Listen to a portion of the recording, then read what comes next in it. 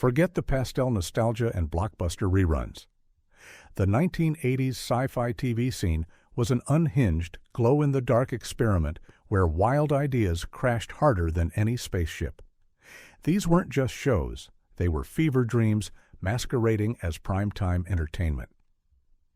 Ever wonder why you never saw a man turn into a panther or a digital superhero cruising the city on network TV?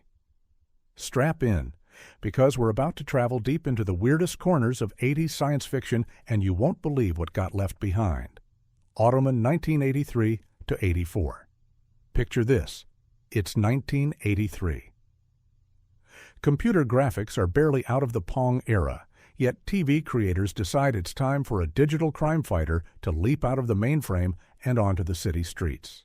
That's Ottoman, a glowing, blue-lit hero who looks like he fell out of an early arcade game, complete with a pixel-perfect sports car and the ability to turn corners at right angles. The sidekick? A snarky computer cursor named Cursor who could zap up helicopters and Lamborghinis with a wiggle. This wasn't your typical cop show. Ottoman wasn't just fighting bad guys, he was fighting the limits of television technology, budgets, and viewer patience.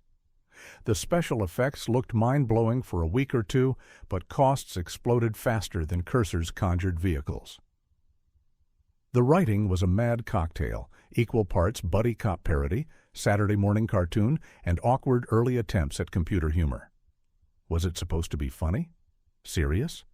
A parody? The audience was left staring, blinking, unsure if they were watching the future or a glitch in the TV schedule. And that's the tragedy and the legend of Ottoman. Too expensive to keep, too strange to sell, and too ahead of its time for 1983. The show was yanked after a single season, but it didn't vanish. Instead, Ottoman became a late-night VHS rental for sci-fi completists and a legend among anyone who ever wished their Commodore 64 could fight crime. In the end, Ottoman proved one thing. Sometimes being a digital hero means you get deleted before you ever really load. Manimal 1983. Think you've seen every weird premise network TV could dream up? You haven't met Manimal. Here's the setup. A smooth British professor solves crimes in New York using his supernatural ability to transform into any animal he wants, right in the middle of a chase, interrogation, or street brawl. Want a hawk's eye view? He's a hawk? Need to run down a crook? Suddenly, he's a Black Panther leaping through plate glass windows. On paper, it sounded wild. In practice, it was unforgettable for all the wrong reasons. Manimal's transformation sequences, using cutting-edge makeup effects, ate up half the runtime and most of the budget. The acting veered between Shakespearean drama and daytime soap. Critics didn't know whether to laugh or cringe, and neither did viewers. Was this show a superhero riff, a serious drama, or a live-action cartoon? The answer seemed to change every week. NBC hoped to build a cult sensation. Instead, the show became a punchline almost overnight.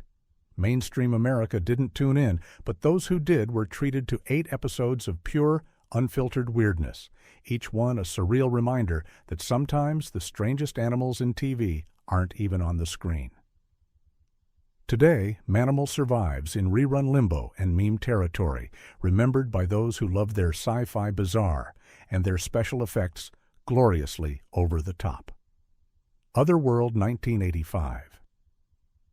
Imagine your average American family heading to the pyramids of Egypt for a vacation, only to be sucked through a cosmic wormhole into an alternate dimension, one where every town plays by completely different rules. That's the hook of Otherworld, a series that threw all logic out the window and replaced it with pure, world-hopping chaos. Each week, the Sterling family faced a new dystopian nightmare, blending government conspiracies, robot overlords, and mind-bending laws you'd need a flowchart to follow. Was it a drama? Was it science fiction? Was it a Twilight Zone knockoff for people who like their TV truly out there? Mainstream viewers couldn't figure it out. Ratings plummeted faster than a dropped remote. CBS canceled it after just 8 episodes, leaving the family stranded in the ultimate no-exit scenario, lost not just in a parallel universe, but on the network's cutting room floor. Yet for those who got it, Otherworld was an adrenaline shot of raw imagination. Each episode was like a new comic book, flipping genres and tones without warning. The show gathered a cult following, and tapes of the unaired episodes became a kind of holy grail for retro sci-fi fans. In the end, Otherworld's biggest crime wasn't being too weird. It was being too much fun for a world not quite ready to follow the family into the unknown. Misfits of Science, 1985 to 86. Before superhero teams dominated streaming platforms, NBC unleashed a gang of offbeat heroes who would have been right at home in a breakfast cereal commercial. Misfits of Science was the definition of chaotic 80s energy. You had a scientist who could shoot lightning from his hands, a rock star who shrunk down to doll size, and a telekinetic teen played by a pre-Friends Courtney Cox. Their mission? Stop evildoers, crack jokes, and wreck as many lab sets as possible. Everything about the show screamed big, brash, and bizarre, from its day-glow opening credits to its synth-pop theme song that wormed into your brain and refused to leave. Yet the tone was all over the map. Sometimes it wanted to be Ghostbusters, sometimes Scooby-Doo, and sometimes a parody of every superhero trope in the book. The writing wavered between self-aware camp and complete nonsense, with plot lines involving rampaging robots and psychic monkeys. NBC hoped to snag the MTV crowd, but mainstream audiences were baffled. Ratings never soared higher than a misfiring jetpack, and the network pulled the plug after just 16 episodes. The real kicker? Misfits of Science became a cult sensation overseas, especially in Germany, where it was dubbed and rerun for years. Today, it stands as a monument to the 80s willingness to take risks, break the rules, and let lightning strike, no matter how strange the results. The Phoenix, 1981 to 82. If you thought Ancient Aliens were just a History Channel punchline, think again. The Phoenix took the concept seriously, maybe a little too seriously for mainstream TV.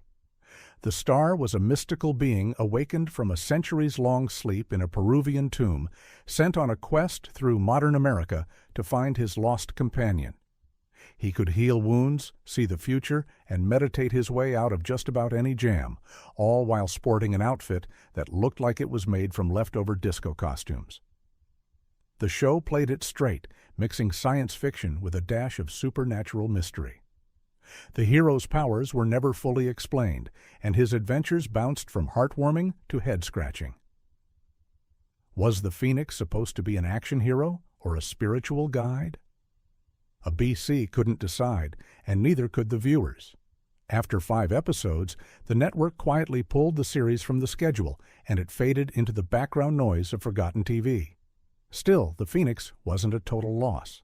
Fans who found it remembered a show that aimed for the stars and landed somewhere between outer space and an all-night meditation retreat. Today, it lives on in a handful of grainy bootlegs and message boards where diehards wonder how such a cosmic premise ever got past the network suits in the first place. Probe 1988. Picture this: a genius sleuth with the brainpower of a supercomputer but the social skills of a malfunctioning toaster. That's Probe, a show where science wasn't just a backdrop, it was the entire plot engine. Austin James, played with just the right mix of brilliance and awkwardness by Parker Stevenson, could crack the world's weirdest mysteries with a whiteboard, some quick chemistry, and a stubborn refusal to play by the rules of polite society. If you ever wondered what Sherlock Holmes would be like with a room full of gadgets and a total lack of patience for small talk, this was your answer. Created by none other than Isaac Asimov and Michael Wagner, Probe leaned hard into actual science. Forget ray guns and aliens, this show gave you real chemistry, hacking before it was cool, and puzzles that demanded an IQ test just to follow along. For science geeks, it was a rare treat. But for primetime TV, Probe was a total misfit. The dialogue was snappy and loaded with technical lingo. The stories moved fast and didn't slow down to explain every joke or reference. If you didn't keep up, you got left behind. Mainstream America tuned out, but a dedicated cult following tuned in. Unfortunately, ABC couldn't justify keeping such a clever, unconventional show afloat, and Probe was gone after just one short season. These days, you'll find fans sharing grainy uploads and reminiscing about the show that proved sometimes being too smart for your own good is the fastest way to get erased from TV history. Max Headroom, 1987 to 88. Welcome to the future, or at least the neon-soaked, corporate-controlled, wildly satirical future imagined by Max Headroom. This series was unlike anything else on television, a dystopian world where news was delivered by a stuttering digital host with a plastic quiff and razor-sharp wit. Max, played brilliantly by Matt Frewer, was the first virtual TV personality, spitting out zingers at the corrupt media empires and clueless executives who ruled the airwaves. The show's setup is a fever dream of 80s anxieties. A crusading reporter, Edison Carter, uncovers so many scandals that his mind gets uploaded into a computer, creating the glitchy, wisecracking Max Headroom persona. Cue a whirlwind of cyberpunk visuals, radical editing, and commentary on everything from surveillance to fake news, years before those phrases were household words. If you liked your sci-fi with a side of punk and a sneer at authority, this was your jam. But Max Headroom was just too weird, too biting, and maybe too smart for most viewers. Its style was MTV by way of Blade Runner, but its themes hit a little too close to home for mainstream comfort. After 2 short seasons, ABC pulled the plug, and Max's face faded from prime time. Still, Max Headroom left behind a legacy of cult fandom and influence, proving that sometimes the future arrives before the audience is ready to laugh at it. The Powers of Matthew Starr, 1982 to 83. High school is tough enough without government agents and alien assassins on your tail. But for Matthew Starr, blending in was never an option. This NBC oddity followed a teenager who looked like your average American kid, but was secretly an alien prince from a doomed planet. His powers? Telepathy, telekinesis, and just enough cosmic weirdness to make every gym class a potential disaster. Week after week, Matthew and his guardian, posing as his science teacher, tried to dodge federal agents, intergalactic bounty hunters, and the world's nosiest principal. The premise was pure gold for anyone who loved coming-of-age stories with a twist. But in practice, the Powers of Matthew Starr couldn't decide if it wanted to be an earnest superhero saga or a regular after-school drama. Sometimes the show veered into straight-laced sci-fi action. Other times, it played like a PSA about fitting in. Critics didn't know what to make of it. Kids thought it was weird, adults shrugged, and NBC shuffled the show around the schedule like it was trying to hide it. Ratings dropped, and after 1 season, Matthew Starr faded out, leaving behind a handful of VHS tapes and more questions than answers. For those who watched, though, it was proof that sometimes the real aliens are the ideas that never quite fit in. Voyagers, 1982 to 83. Time travel is a risky business, even more so when your guides are a swashbuckling time cop and a brainy kid. Voyagers took the classic history lesson and turned it into a weekly adventure, sending its duo zipping through the ages with a malfunctioning gadget called the Omni. Their job? Fixing history's mistakes, from ancient Egypt to the Wild West, while dodging villains and the butterfly effect at every turn. The show was fast, fun, and full of historical cameos. 1 minute you're meeting Thomas Edison, the next you're lost in the Roman Colosseum. The chemistry between the leads, Phineas Bogg and his pint-sized partner Jeffrey, gave the series its heart. But as the stories got stranger and the educational angle wobbled between clever and corny, NBC struggled to keep the show afloat. Some parents loved the learning by accident vibe, but mainstream audiences wanted either pure action or pure classroom. Ratings dipped, and after just 20 episodes, the time travelers ran out of time and network support. Still, Voyagers earned a loyal fan base, and decades later, viewers still remember its sense of fun and wild possibility. If you ever wished your history teacher carried a time travel device, this was your dream come true. V, the series 1984 to 85. If you want a masterclass in how a smash hit can unravel, look no further than V, the series. This show started with everything going for it. A blockbuster miniseries legacy, lizard-faced villains hiding in human skin, and a sci-fi resistance story that had viewers glued to their sets. But when the weekly series launched, something strange happened. Mainstream audiences bailed. What went wrong? For one, V doubled down on its most outlandish ideas. The special effects that wowed in the miniseries got replaced with cheaper, cheesier tricks. Instead of high-stakes drama, the show veered into soap opera territory, alien babies, bizarre love triangles, and enough plot twists to make your head spin. The budget slashed, the writing struggled to balance human pathos with green-blooded camp, and regular viewers just couldn't keep up. At the same time, V found a die-hard cult audience who relished every melodramatic moment and lizard reveal. But the broader public drifted away. By the end of its single full season, the show was a shell of its blockbuster beginnings, with unresolved cliffhangers and characters disappearing mid-plot. Still, V remains a case study in how taking creative risks sometimes means falling straight off the mainstream map and into TV history's weirder corners. The Highwayman 1987 to 88. Take one look at The Highwayman, and you know network TV had officially run out of caution in the late 80s.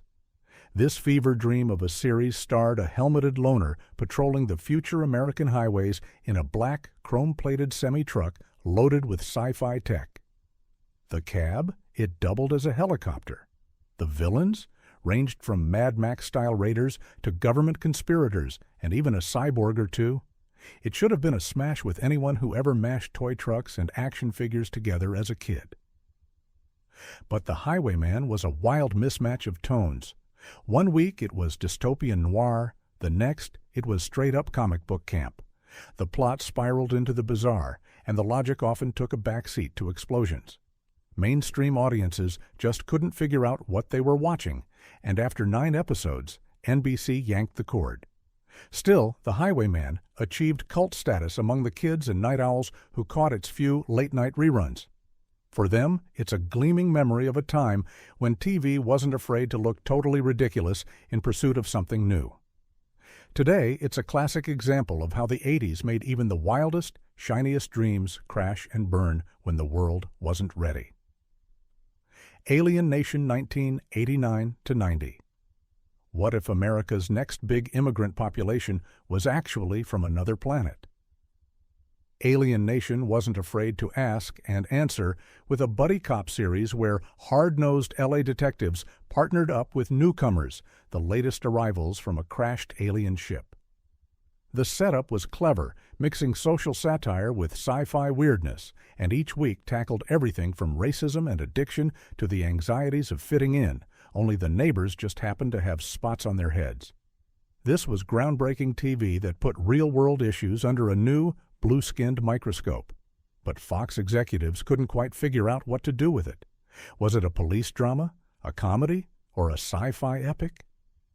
The tone flipped from dark and gritty to goofy and sentimental.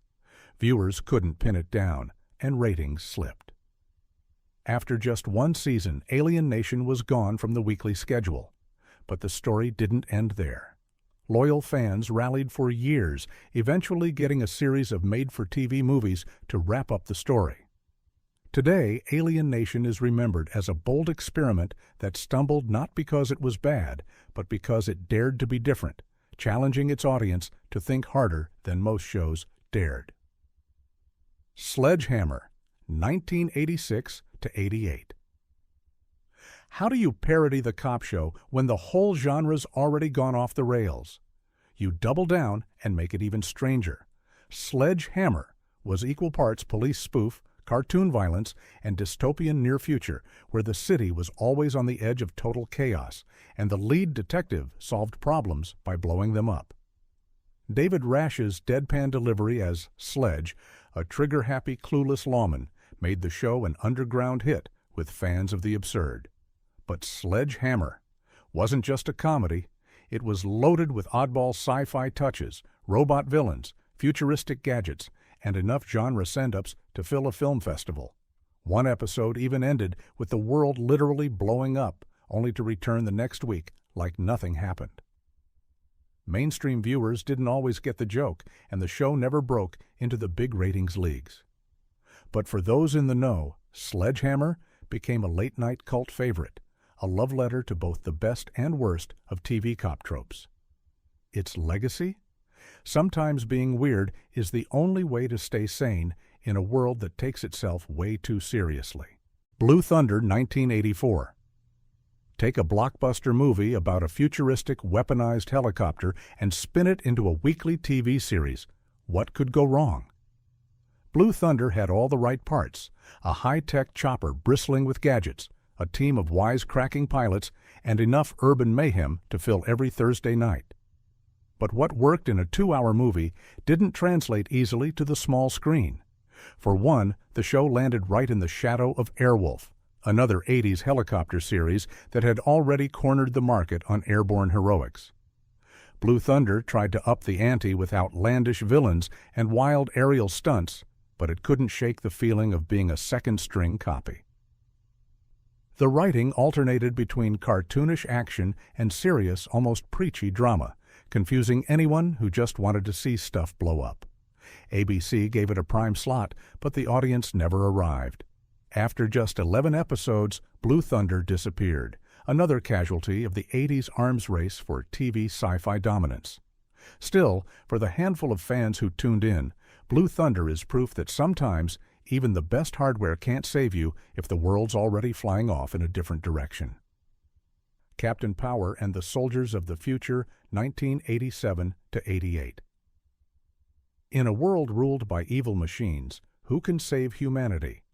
Apparently, a team of muscle-bound soldiers with laser armor and a lead hero named Captain Power. This show was as ambitious as it was strange. Not only was it packed with post-apocalyptic action, flying robots, and CGI that looked futuristic for its time, but it also let kids interact with the show using special toy guns that could shoot at the screen during battles. On paper, it was genius.